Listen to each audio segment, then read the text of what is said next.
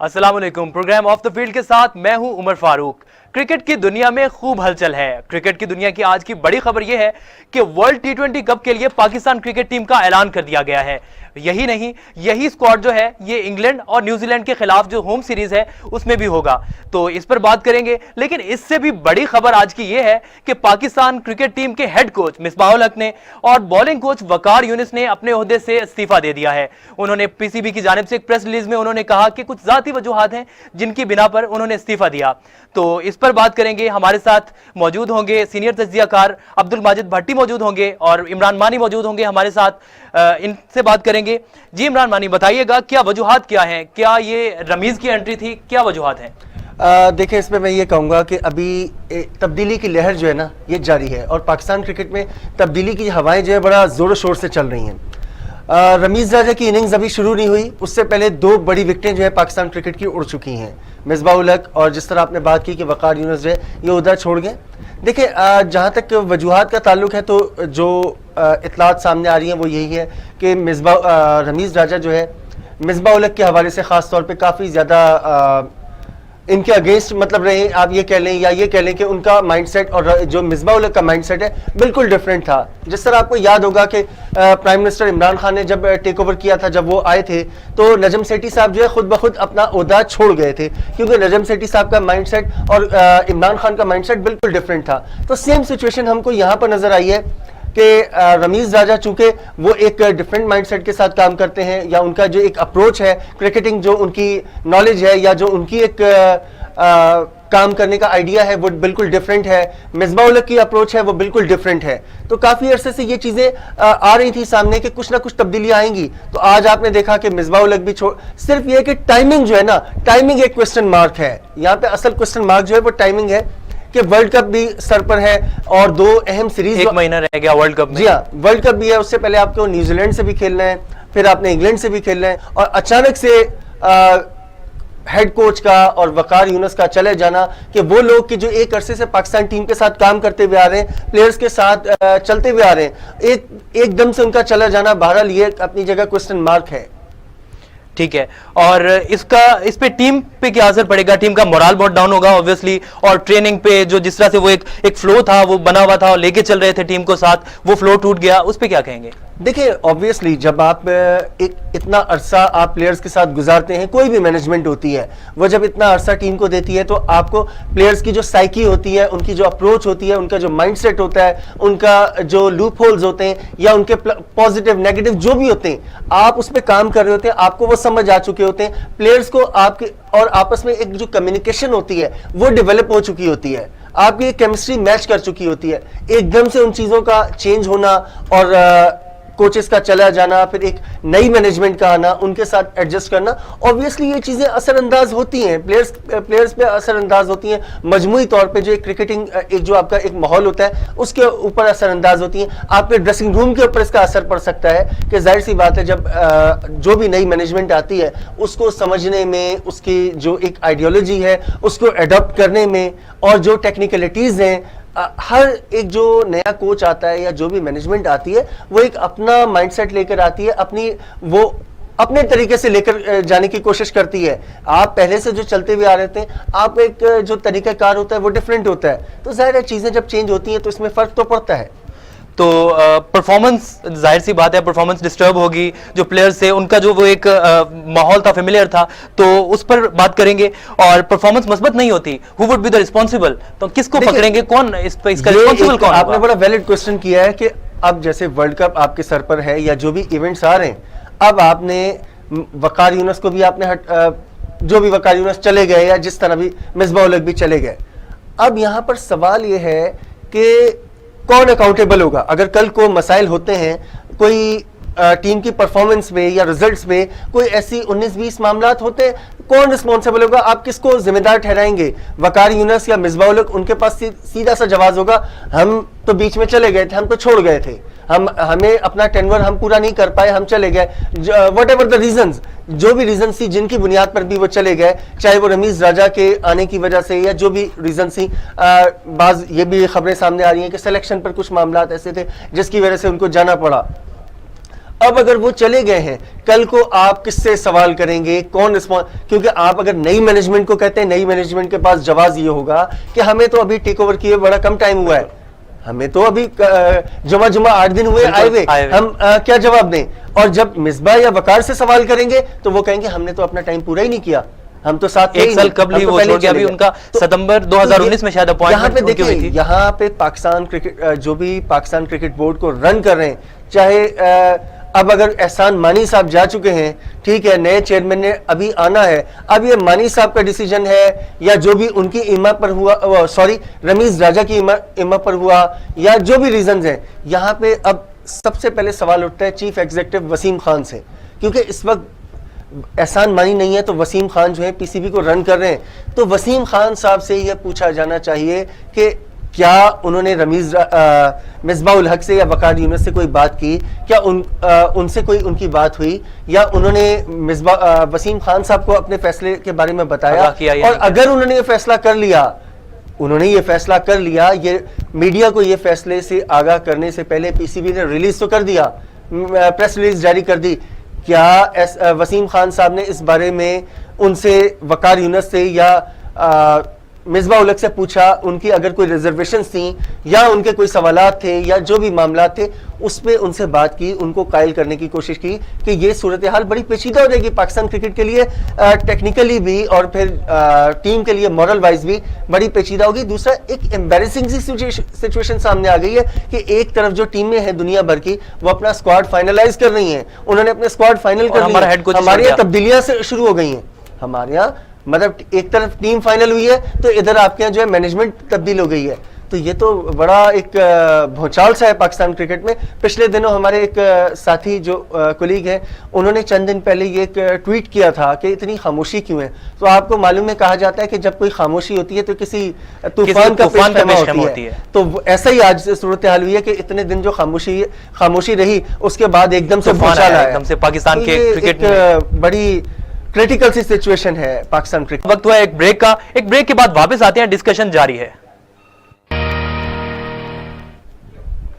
Welcome back. Abdul Majid بھٹی صاحب نے ہمیں جوائن کیا, ان سے بات کرتے ہیں. جی بھٹی صاحب بتائیے گا, ایک ورلڈ کپ سے ایک مہینہ قبل یہ مصباح وقار کا چھوڑ جانا, یہ ایک دم سے بھونچال آ جانا, کیا یہ انسائیڈرز کیا ہیں اس کے؟ دیکھیں, ویسے تو پاکستان کرکٹ میں اس قسم کے تماشے کو نئی بات نہیں ہے, لیکن جو انسائیڈ سٹوری ملی ہے وہ یہ ہے کہ ایک تو پاکستان کرکٹ بورڈ اور خاص طور پہ رمیز راجہ کے چیئرمین بننے کے بعد پاکستان کرکٹ بورڈ چاہتا تھا کہ مصباح الحق کو ان ذمہ داریوں سے سبکدوش کرے. انگلینڈ کے ہیڈ کوچ رہے ہیں پیٹر مورز, تو پچھلے کچھ دنوں سے پاکستان کرکٹ بورڈ کے جو حکام تھے پیٹر مورز کے ساتھ رابطے میں تھے, اور رمیز راجہ کے آنے کے بعد اب یہ بات یقینی تھی کہ مصباح الحق کو اپنی جگہ بچانا مشکل ہے. سننے میں آ رہا ہے, جو انسائیڈرز بتا رہے ہیں کہ آج صبح جو پی سی بی کے سی او ہیں, وہ قائم مقام چیئرمین بھی ہیں وسیم خان, انہوں نے اپنے آفس میں مصباح الحق کو بلایا تھا اور ان سے کہا گیا کہ آپ نیوزی لینڈ کی جو ہوم سیریز ہے اس میں آرام کریں, کیونکہ آپ مسلسل کھیلتے ہوئے آ رہے ہیں. لیکن مصباح الحق بضد تھے کہ میں ٹیم کے ساتھ رہنا چاہتا ہوں, کیونکہ مصباح الحق کو جتنا میں نے کہا کہ ان کو یہ اندر سے ایک کہانی ان کے ذہن میں آ گئی کہ مصباح الحق کا اب ٹیم میں جگہ برقرار رکھنا مشکل ہے. تو مصباح الحق نے ایک تو ریزسٹ کیا کہ میں چھوڑوں گا نہیں ٹیم کو, دوسرا مصباح الحق نے اعظم خان کی جو سلیکشن تھی اس پر بھی اعتراض کیا. انہوں نے کہا کہ اعظم خان کا سلیکشن بنتا نہیں ہے پاکستان کی اس ٹیم میں. تو بیسیکلی مصباح الحق نے جب آرگومنٹ کیا 2-3 باتوں پر, تو پاکستان کرکٹ بورڈ نے مصباح الحق سے, جو ہمارے ذرائع بتاتے ہیں کہ استعفیٰ طلب کیا ہے. پھر مصباح الحق کی محبت میں چونکہ وقار یونس کو مصباح الحق لائے تھے تو وقار یونس نے از خود استعفیٰ دے دیا. ٹھیک ہے, تو عمران مانی آپ بتائیے گا کہ اب جیسے آپ نے ہم نے پہلے بات کی کہ ٹیم پرفارمنس جو ہے اس پر اثر انداز ہوں گے. مصباح وقار کا دور اگر اوور آل بات کی جائے, جو پچھلے ٹورز ہیں ان کی بات کی جائے, میچز کی بات کی جائے, اس کے بارے میں آپ کیا کہتے ہیں؟ دیکھیں, اگر ہم بات کرتے ہیں مصباح الحق کے اور وقار یونس کے دور کی بات کرتے تو یہ پورا دور تجربات میں گزرا ہے. آپ بار بار جو ہے کئی تجربات کرتے رہے, ٹیم جو آپ کا کمبینیشن تھا وہ کمبینیشن میں آپ کو بار بار آپ دیکھیں گے کہ آپ کبھی ابھی تک آپ اپنا مڈل آرڈر جو ہے اس کا معاملات جو ہے ابھی تک آپ کے سالو نہیں ہو سکے. پھر اسی طرح پلینگ 11 کے اندر بار بار شفلنگ ہوتی رہی, بیٹنگ آرڈر میں بار بار شفلنگ دیکھنے میں آئی. تو بہت ساری چیزیں ہیں کہ یہ بے شک اس میں ہم یہ نہیں کہہ سکتے, کسی کی انٹینشن پہ بات نہیں کی جا سکتی, لیکن اگر آپ یہ دیکھیں کہ بار بار تجربات جو ہے یہ پاکستان ٹیم جو ہے تجربات سے گزرتی رہی, تو یہ صورتحال جو ہے یہ بڑی ایک اس کو ہم حوصلہ بخش نہیں کہہ سکتے. جب یہ مینجمنٹ آئی تھی تو اس وقت پاکستان ٹیم کی پرفارمنس میں کافی کنسسٹنسی نظر آ رہی تھی, خاص طور پہ شارٹر فارمیٹ کے اندر. لیکن آپ گریجولی دیکھیں تو پاکستان ٹیم کی پرفارمنس کا جو گراف ہے وہ نیچے ہمیں نظر آیا, اور پاکستان ٹیم T20 کرکٹ میں جو ہے ٹاپ سے نمبر 4 پر نمبر 5 پر آپ کو نظر آئی. دوسرے فارمیٹ میں بھی جو ہے آپ کی پرفارمنس میں گو کہ آپ کو ٹیسٹ کرکٹ میں تھوڑا سا تسلسل نظر آتا ہے, لیکن اس کی ایک بڑی وجہ یہ نظر آئے گی کہ آپ یا تو ہوم کنڈیشنز میں کھیلتے رہے یا آپ اتنے بڑے اوپوننٹ کے اگینسٹ نہیں کھیلے, تو جس کی وجہ سے آپ کو تھوڑا سا اس میں آپ کی پرفارمنس بہتر نظر آتی ہے. لیکن آن دا ادر ہینڈ جب آپ شارٹر فارمیٹ کی بات کرتے ہیں تو آپ کے حالات جو ہے کوئی حوصلہ افزا نظر نہیں آتے ہیں. ماجد بھٹی صاحب, آپ سے سوال ہے, اگر پرفارمنس مثبت نہیں ہوتی ہے تو کس کو پکڑیں گے, کون اس کا رسپانسبل ہوگا, کیونکہ آگے ورلڈ کپ ہے, سیریز ہے, تو یہ اس کے کس کو پکڑیں, کس سے پوچھیں گے کہ اگر اس کا پرفارمنس پہ اثر پڑتا ہے؟ ظاہر سی بات ہے ایک ان کا جو ماحول بنا ہوا تھا وہ خراب ہوا, جو پلیئرز کا ایک وہ ٹیمپو تھا وہ ٹوٹ گیا, تو اس کے بارے میں آپ کیا کہیں گے؟ یقینی طور پر احسان مانی تو دیکھیں اب جا چکے پاکستان کرکٹ بورڈ کے سیٹ اپ میں نہیں ہے, لیکن وسیم خان ذمہ دار ہیں, تھوڑا بہت محمد وسیم بھی ذمہ دار ہیں. اور دیکھیں اگر آپ نے آپریشن کرنا ہے تو پھر تو اکراس دا بورڈ کرنا ہے, صرف مصباح الحق, وقار یونس یا یونس خان کے جانے سے معاملات صحیح نہیں ہوں گے. پھر کرکٹ بورڈ ہیڈ کوارٹر میں جن لوگوں نے غلط فیصلے کیے, پاکستان کرکٹ کو آج جہاں تک پہنچایا, ان کا بھی احتساب ہونا ضروری ہے. عمران احمد مانی جو بات کر رہے تھے, میں تھوڑا سا ایز اے کوچ اگر آپ اجازت دیں تو مصباح الحق کا ریکارڈ بتا دوں. انہوں نے 16 ٹیسٹ میچز میں پاکستان کی کوچنگ کی, 7 پاکستان نے جیتے, 6 ہارے, 3 ڈرا رہے. 11 ون ڈے انٹرنیشنل میں مصباح الحق نے کوچنگ کی, 6 جیتے, 4 پاکستان نے ہارے. 34 میں سے 16 T20 انٹرنیشنل پاکستان مصباح کی کوچنگ میں جیتا اور 13 ہارا. تو میرے خیال میں 50-50 ہے, بلکہ 50 سے بھی بہتر ان کا ریشو ہے. جیت کا تناسب اگر نکالے تو مصباح کا ریشو برا نہیں ہے, لیکن ہم نے بڑی ٹیموں کے خلاف کم سیریز کے لیے یہ عمران احمد مانی نے جو پوائنٹ اٹھایا یہ بالکل ویلڈ پوائنٹ ہے. ٹھیک ہے, تو جو نئے کوچز ہیں عبدالرزاق ہیں, ثقلین مشتاق ہیں, ان کو عبوری کوچ بنایا گیا ہے, ان کے بارے میں آپ کیا کہتے ہیں؟ کس طرح یہ اپنی نئی ذمہ داری کو کیا یہ اچھے طریقے سے نبھا پائیں گے یا اس طرح سے ٹیم کو لے کے چل سکیں گے یہ لوگ؟ دیکھیں یہ ابھی عبوری مدت کے لیے ان کا ارینجمنٹ ہوا ہے. ثقلین مشتاق نیشنل ہائی پرفارمنس سینٹر میں کام کرتے ہیں, تو انگلینڈ کی ٹیم کے ساتھ بھی رہ چکے ہیں. ان کی کوچنگ کے بارے میں یہ کہنا مشکل ہے کہ ایز اے ہیڈ کوچ وہ کہاں اسٹینڈ کرتے ہیں. عبدالرزاق کی جو ٹیم تھی قائد اعظم ٹرافی میں, KPK کی ٹیم, اس نے جو نیشنل T20 ٹورنامنٹ تھا وہ جیتا. قائد اعظم ٹرافی میں انہوں نے سینٹرل پنجاب کے ساتھ ٹرافی کی. تو عبدالرزاق برے کوچ نہیں ہے, لیکن مسئلہ ہے کہ نیشنل لیول پر کوچنگ کرنا اور انٹرنیشنل لیول پر پھر پاکستان کی کوچنگ کرنا. لیکن اب $1 ملین کوشچن یہ کہ پاکستان کا کوچ کون فارنر بنے گا. اگر ہم تیسرے درجے کا گھوڑا لا کر بٹھا دیں تو پھر تو ہمارے اپنے لوگ ہی بہتر ہیں. لیکن اب مسئلہ یہ کہ گیری کاسٹن نے کر دیا, اینڈی فلاور پاکستان آنے کے لیے تیار نہیں ہے, تو پیٹر مورز اگر آتے ہیں تو ہمارے سسٹم میں گورے جو ہے انسرٹنٹی بہت محسوس کرتے ہیں کہ یہاں پر اگر کرکٹ بورڈ کا سربراہ چینج ہوا جس طرح ماضی میں ہوا تھا, نجم سٹی صاحب جب گئے تو اس کے بعد مکی آرتھر اور جتنے کوچز تھے سب کی چھٹی ہو گئی, تو یہ انسرٹنٹی جو ہے یہ گوروں کو پاکستان آنے سے روکتی ہے.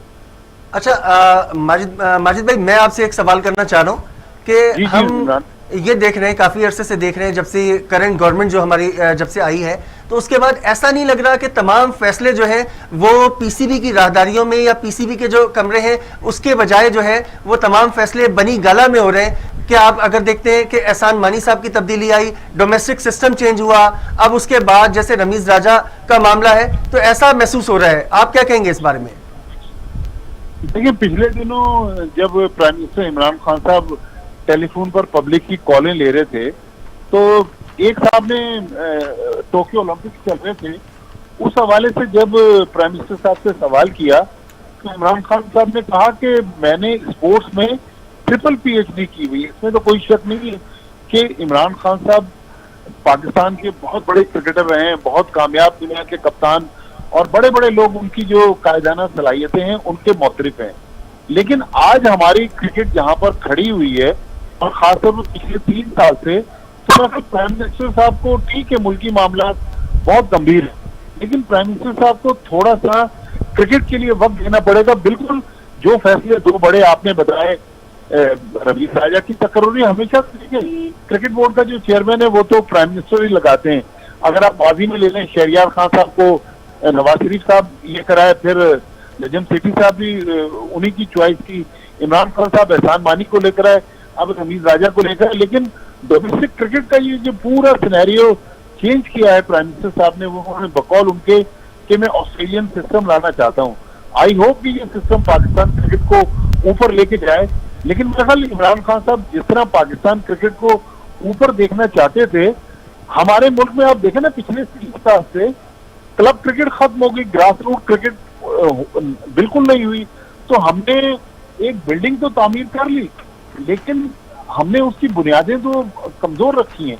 तो लिहाजा हमें लोअर लेवल पर ग्रास रूट क्रिकेट पर बहुत काम करने की जरूरत है। प्राइम मिनिस्टर साहब का जो विजन है ऑस्ट्रेलिया का, वो ये नहीं है कि आप वकार यूनुस को निकाल दें, मिसबा को निकाल दें या सरफराज को निकाल दें।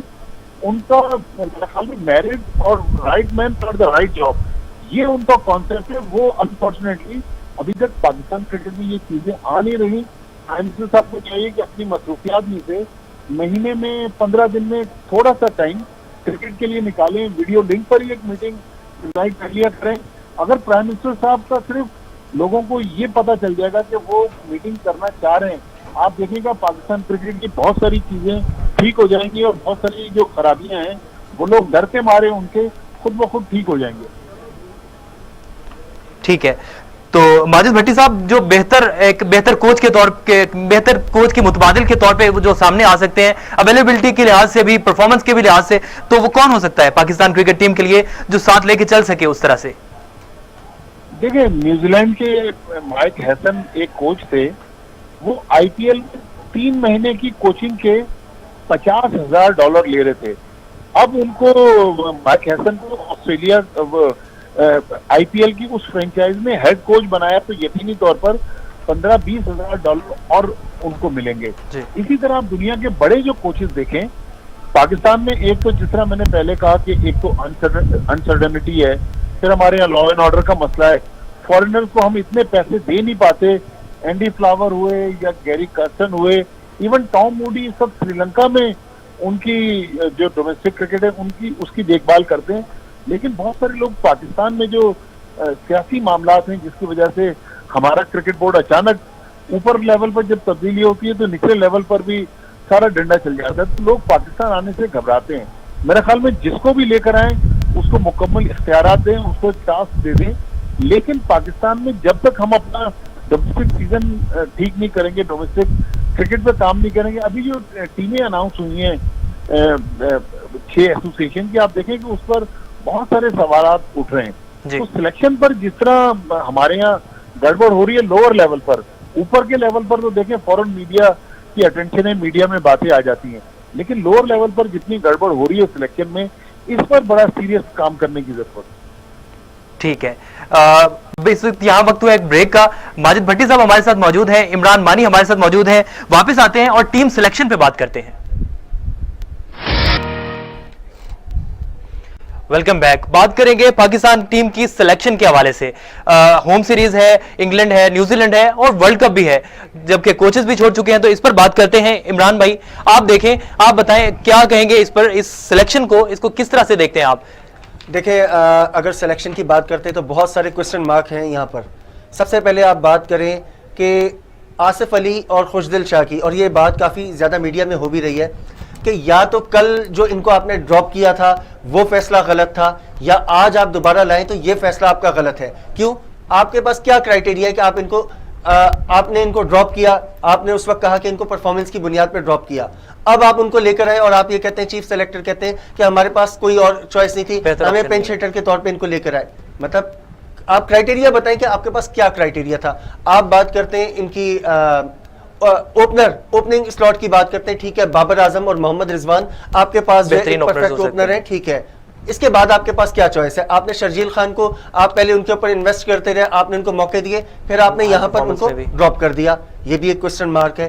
اسی طرح اگر آپ بات کرتے ہیں عثمان قادر کی اگر آپ پرفارمنس دیکھتے ہیں تو عثمان قادر جو ہے T20 کرکٹ میں پرفارم کرتے ہوئے آ رہے ہیں. آپ نے یہاں پر ان کو, اور جس طرح کی کنڈیشنز ہیں اس وقت آپ کو جن کنڈیشنز میں کرکٹ کھیلنی ہے, تو اگر آپ ریسنٹ پاسٹ میں دیکھتے ہیں جتنے آپ کو اسپنرز آپ نے آزمائے ان میں سب سے زیادہ کنسسٹنٹ آپ کو عثمان قادر نظر آئے, لیکن یہاں پر آپ نے ان کنڈیشنز کے اوپر عثمان قادر کو آپ نے ڈراپ کر دیا. تو یہ ساری چیزیں ہیں, ان کے آپ کو جواب جو ہے سلیکٹرز کو دینے پڑیں گے.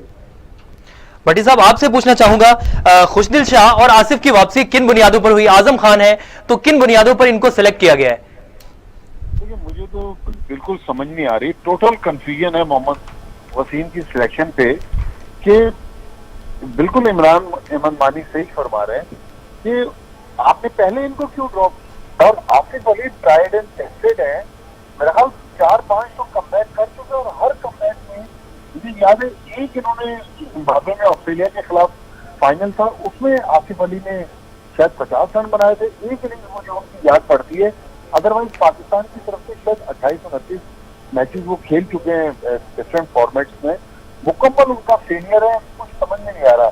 دیکھیے رمیز راجہ کے اگر آپ یوٹیوب چینل پر چلے جائیں, ان کے پاس کے انٹرویوز اٹھا کے دیکھ لیں, حالانکہ محمد وسیم نے کہا کہ ہم نے ٹیم ان سے شیئر کی ہے, ان کا ان پٹ نہیں ہے, لیکن رمیز راجہ کی بالکل رائے اس سے ہمیں نظر آ رہی ہے. اس لیے کہ رمیز راجہ کا میچ کے بارے میں بھی جو احساس تھا, آج دیکھیں شرجیل خان اس ٹیم میں نہیں ہے, فخر زمان اچھی خاصی اس کی پرفارمنس ہے, اگر میں غلط نہیں کہہ رہا تو وہ 45 یا 46 کا پچھلے 3 میچز میں ایوریج ہے فخر زمان کا. فخر زمان کو بھی ڈراپ کر دیا. صحیح مشرف جس میں ہم نے اتنا انویسٹ کیا, صحیح مشرف کو ہم پاکستان کا کہہ رہے تھے کہ ہمیں آل راؤنڈر مل گیا, اچانک صحیح مشرف کو باہر کر دیا. تو دیکھیں اگر تبدیلی برائے تبدیلی ہے تو پھر تو اس کا کوئی فائدہ نہیں ہے. کبھی آپ 3-4 پلیئروں کو نکال دیتے ہیں, کبھی 3-4 پلیئر کو لے آتے ہیں. جیسے محمد رضوان کی موجودگی میں اعظم خان کا as a wicket keeper batsman میری تو سمجھ تو باہر ہے. سرفراز احمد ابھی بھی, اعظم خان ینگ ہے, انرجیٹک ہے, جس کا بہت کیریئر پڑا ہے, لیکن کسی بچے کو اس طرح جھونک دینا میرا خیال میں یہ مناسب نہیں ہے. سرفراز کو یا تو آپ بتا دیں کہ سرفراز جو بنے اور وہاں ریاض جو ہے وہ اپنا فٹ بیک پلان کر رہے ہیں, کیونکہ اب وہ ٹیم مینجمنٹ کے پلان میں نہیں ہے. لیکن اس طرح کی مڈ بیک اسٹائل میں سلیکشن کر رہا ہے محمد وسیم, مجھے تو ٹوٹل کنفیوژن لگ رہا ہے کہ کوئی اس کی اسٹرینتھ نہیں ہے, کہیں اس کے پاس کوئی لاجک ہے, کسی کو کسی وجہ سے ڈراپ کر دیا. تو میرا خیال میں پاکستان کرکٹ کا اچھا سائن نہیں ہے. جس طرح کی سلیکشن کی جاتی ہے دنیا بھر میں کہا جاتا ہے کہ اگر کسی پلیئر کو آپ کو بنانا ہے تو پھر اس کو آپ کو مستقل مزاجی سے موقع دیں گے. سرفراز کو آپ نے 1.5-2 سال صرف پانی پلانے کے لیے ٹیم کے ساتھ رکھا, تو اس میں سرفراز کا تو قصور نہیں ہے. زمبابوے کے خلاف اس میں آپ شاہنواز ثانی کو آزما سکتے تھے, شاہد محمود کو آزما سکتے تھے. شاہد محمود کا ڈیبیو کروایا ہے آپ نے T20 میں, بغیر کھیلی باہر ہو گئے, اب کوئی لیا تو مطلب ٹوٹل کنفیوژن ہے. کہیں پتا نہیں چل رہا کہ محمد وسیم یا ان کے ساتھی جو ہے ان کی سمجھ کیا ہے, وہ کیا سوچ رہے ہیں.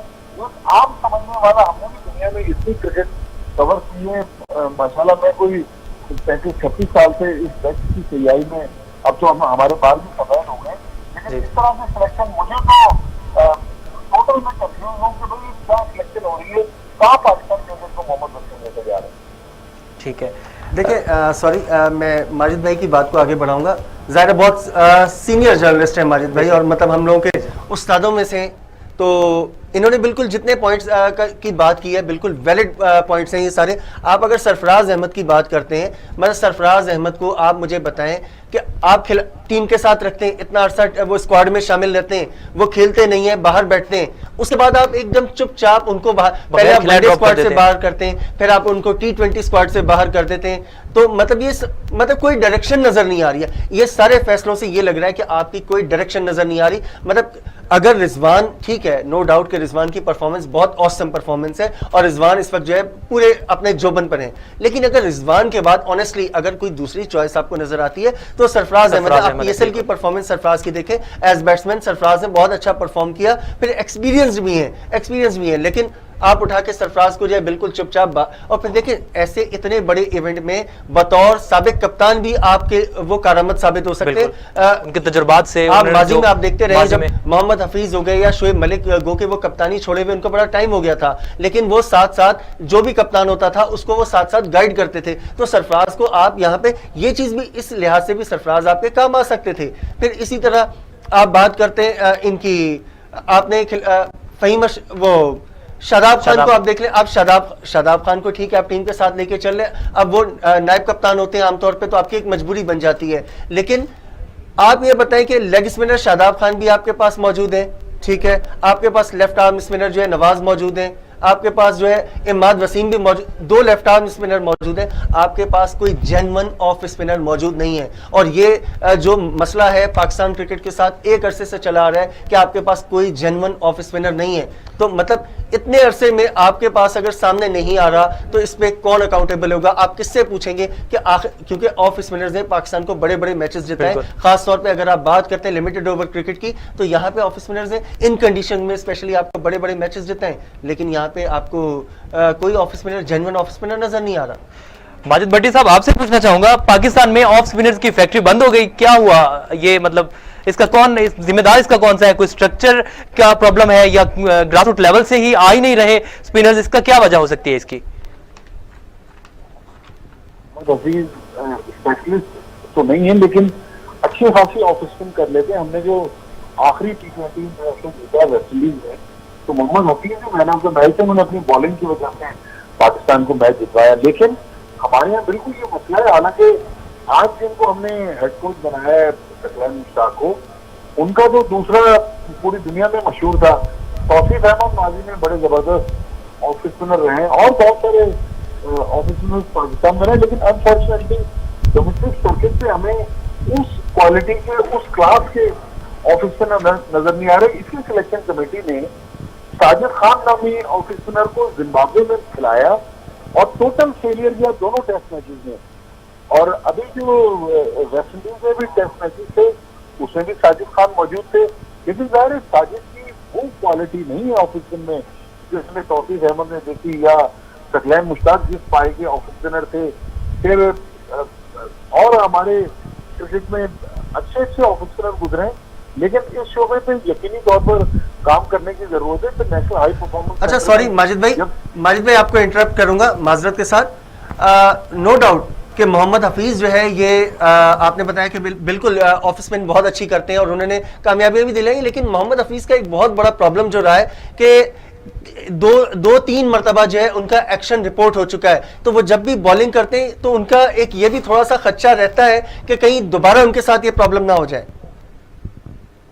اب تو کشتیاں دیکھیں جل گئی. اب تو محمد حفیظ کے پاس بھی ٹائم نہیں ہے، وہ بھی بہت سپر اوور کھیل رہے ہیں. لہٰذا محمد حفیظ کو کہ بھائی آپ میچ جتوا دیں، ایکشن رپورٹ ہو گیا. بالنگ بھی بیٹنگ میں تو محمد حفیظ ابھی پاکستان کے لیے کارآمد ہے، لیکن محمد حفیظ کا جو انفارچونیٹ پارٹ ہے کہ وہ پچھلی 3-4 سیریز سے دیکھیں ان کا بلہ خاموش ہے. تو اصل جو اس میچ کی محمد حفیظ کی بیٹنگ میں وہ کچھ نہیں کر رہے، بالنگ میں تو میرا خیال ان پر چانس لے لیں. اگر وہ ریکارڈ ہو رہا تو ویسٹ انڈیز میں ریکارڈ ہو جاتے. انہوں نے انگلینڈ میں بھی بالنگ کی، میرے خیال میں اس نئے ایکشن کے ساتھ بہتر بالنگ کر رہے ہیں، ریکارڈ ہونے کا چانس کم لگ رہا ہے. عمران مانی آپ سے پوچھنا چاہوں گا، خوشدل شاہ اور آصف علی ان کی واپسی ہوئی، ان کی کن بنیادوں پر واپسی ہوئی، کیسے ہوا؟ بھٹی صاحب نے بتایا. ان کے جو متبادل کے طور پہ کون سے پلیئر تھے جو مڈل آرڈر میں اچھے متبادل کے طور پہ سامنے آ سکتے تھے؟ دیکھیں یہ تو ہم نے پہلے بات کی کہ خوشدل شاہ اور آصف علی یہ سامنے واپس آ گئے، تو ان کا تو کوئی کرائٹیریا سمجھ میں نہیں آ رہا. یہ اگر کوئی خفیہ کرائٹیریا ہے تو وہ پھر جو لانے والے ہیں وہی بتا سکتے ہیں کہ کیا کرائٹیریا تھا. یا اسی طرح اعظم خان ہے، جس طرح اعظم خان کا بھی سمجھ سے باہر ہے کہ اعظم خان جو ہے وہ ان کا کرائٹیریا کیا ہے. اچھا اگر آپ بات کرتے ہیں کہ ان کے علاوہ ایک کرکٹر میری سمجھ میں نہیں آ رہا کہ ان کے حوالے سے ہمارے یہاں اکثر لوگ بات نہیں کر رہے، ڈومیسٹک میں مسلسل پرفارم کرتے ہوئے آ رہے ہیں، عامر یامین. جو کہ ایک اچھے آل راؤنڈر کے طور پہ آپ ان کو یوز کر سکتے ہیں. مڈل آرڈر میں یا لیٹ مڈل آرڈر میں وہ آپ کو اچھا چارج بھی کر کے دے سکتے ہیں اور اچھے بال بھی جو ہے وہ اچھا کرتے ہیں, لیکن ان کے آپ بالکل وہ کہیں نظر نہیں آ رہے ایک عرصے سے, نہ اس پر کوئی بات ہو رہی ہے. اسی طرح ابھی جس طرح آپ نے شعیب مقصود کو لیا ہے, ٹھیک ہے شعیب مقصود کو پہلے بھی چانس دیا, وہ اس وقت اتنا ڈیلیور نہیں کر پائے, لیکن آپ ان کو مڈل میں یوز, ظاہر ہے جس پروسیس سے گزر کر آ رہے ہیں آپ کے پاس وہی اصل کرائٹیریا ہے, وہ اس پروسیس سے گزر کے آ رہے ہیں, تو شعیب مقصود ایک اچھا آپ کے لیے مڈل میں پرفارم کر سکتے ہیں. لیکن اسی طرح سرفراز احمد کی جس طرح ہم نے بات کی, اگر آپ سرفراز کو ساتھ رکھتے تو سرفراز کو ایز بیٹسمین آپ ان پہ رسک لے سکتے ہیں سرفراز, کیونکہ دیکھیں ماضی میں سرفراز نے کئی وائٹل اننگز کھیلی ہے, ٹھیک ہے بیٹ پیچ ہر کرکٹر کے اوپر آتا ہے, ہر کرکٹر کے اوپر برا اچھا برا دور آتا ہے, اور سرفراز نے آپ پی ایس ایل کے, جب آپ ایک طرف پی ایس ایل کی بنیاد پہ کھلاڑیوں کو ٹیسٹ کرکٹ بھی کھلا جاتے ہیں, پی ایس ایل کی بنیاد پہ آپ کھلاڑیوں کو ون ڈے کرکٹ بھی کھلا جاتے ہیں, تو کیا ایک کرکٹر جس نے پاکستان کو سرو کیا ہے اتنے سال اور اس نے بطور کپتان پاکستان کو سرو کیا ہے, وہ پی ایس ایل میں پرفارم کرتا ہے, تو وہ ایز بیٹسمین پاکستان ٹیم کے لیے کیوں سرو نہیں کر سکتا؟ ٹھیک ہے ماجد بھٹی صاحب, اب اختتام کی جانب بڑھتے ہیں. آپ سے ایک سوال ہے, آخری سوال ہے, کہ ایسی ٹیم لے کے جانا, اس کے علاوہ ہوم سیریز ہے, انگلینڈ ہے بڑی ٹیم ہے, نیوزی لینڈ ہے وہ بھی بڑی ٹیم ہے, تو ایک ایسی ٹیم لے کے جانا کیسے دیکھتے ہیں آپ؟ دیکھیں ایز اے پاکستانی اور is a Pakistani cricket lover میری تو یہی دعائیں ہیں, خواہش بھی ہے کہ پاکستان کی جو بھی ٹیم جا رہی ہے اچھا کر کے آئے, کیونکہ اگر اچھا کرے گی تو پاکستان کرکٹ کا تو نام ہوگا, لیکن ہماری روزی روٹی بھی اسی کرکٹ کے ساتھ وابستہ ہے. اگر پاکستان کی کرکٹ فلرش کرے گی تو ہم لوگ بھی اپنی فیلڈ میں ہمیں بھی آگے جانے کا موقع ملے گا فورن ٹور. لیکن جو مائنس پوائنٹس ہیں یقینی طور پر ہائی لائٹ میڈیا صبح سے کر رہا ہے. 7:30 بجے جب محمد وسیم کی پریس کانفرنس شروع ہوئی اس کے بعد سے مسلسل میڈیا اس پہ کچھ نہ کچھ نئی باتیں لا رہا ہے, لیکن امید یہی ہے, دیکھیں امید سے دنیا قائم ہے. اب چونکہ ٹیم بناؤ گئی, اب ہم کچھ کر تو نہیں سکتے, صرف یہی کر سکتے ہیں کہ دعا کریں, اور رمیز راجہ سے یہی امید لگائے بیٹھے ہیں کہ بھائی آپ ہی پاکستان کرکٹ کو اس بھنور سے نکالیں. لیکن آج جہاں پاکستان کی کرکٹ کھڑی ہوئی ہے, اکثر ہم سیاست ٹاک شوز میں سنتے ہیں, وہ کہتے ہیں کہ بھائی ملک جو ہے اس وقت سیریس کرائسس میں گزر ہے. میرے خیال میں پاکستان کرکٹ کا بھی تقریباً وہی حال ہے. اچھا ماجد بھائی, ایک سوال آپ سے پوچھنا چاہوں گا کہ یہ ابھی تبدیلیوں کی لہر چل رہی ہے اس وقت, اور ابھی یہ بھی کہا جا رہا ہے کہ پاکستان کے پاس ابھی وقت ہے کہ اسکواڈ میں چینجنگ کے لیے ابھی ٹائم ہے, تو کیا یہ تبدیلی کا سلسلہ یہیں تھم جائے گا یا ابھی دوبارہ ہم کوئی تبدیلی دیکھیں گے؟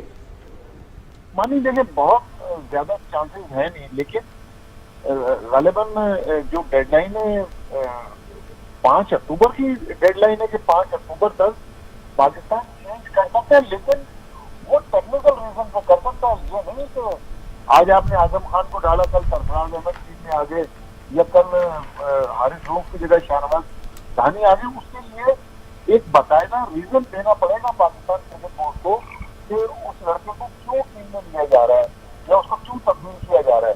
تو میرے خیال میں 15 رکنی ٹیم میں بظاہر تبدیلی کی گنجائش نہیں ہے, لیکن کیونکہ ہم نے یو جانے سے پہلے 7 میچز پاکستان میں کھیلنے ہیں, تو امید یہی ہے کہ ان 7 میچز میں ایک اچھی ٹیم ہماری کھڑی ہو جائے, یا کوئی اگر چینجز ہوئی تو وہ میرے خیال فٹنس گراؤنڈ پر ہو سکتی ہے. ویسے ہی چینجنگ کا جو امکان ہے اس تبدیل ہونے کا پلیئرز کا, وہ بالکل نہیں.